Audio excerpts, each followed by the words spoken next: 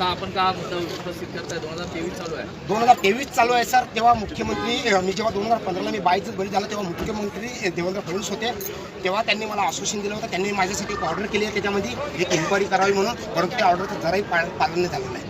मी मंत्रालयामध्ये गेलो, सामना पेपरमध्ये अनेक पेपरमध्ये छापलेली बातमी आहे, मी तुम्हाला दाखवू शकतो, सर्व देतो तुम्हाला, परंतु त्याच्यावर दुर्लक्ष केलेलं आहे. कारण एकदम भेदभावाच्या दृष्टिकोनातून गरिबाकडे लक्ष देत नाही. आणि मी अनेक वेळा गेलेला, माझ्याकडे अनेक निवेदन आहे, अनेक ओशी आहे माझ्याकडे, मी तुम्हाला आणि अनेक गेट पास आहे. आपण कोणाला भेटायला आला होता? त्यांची काय अधिकृत परवानगी घेतली होती? मी परवानगीसाठी सर मी तिथं 9 दिवस झाले तिथं बसलेला, 11 तारखेपासून तिथं बसलेलं आहे मी अधिवेशनमध्ये. मी त्यांना विचारलं की माझं काय होतं, किती दिवस थांबू? ते बोलले तुम्हीच बघा म्हणून. तिकडे शूटिंग आहे माझ्याकडे, कोणाकोणी अधिकाऱ्याला भेटून आलं नाही. तिकडे IPS साहेबांना सगळं भेटून आलं असं आणि सांगितलं की मी स्वतःच पाहिजे, मी स्वतःच न्याय मागतो म्हणून मी स्वतः एक 1% आलेला इथं.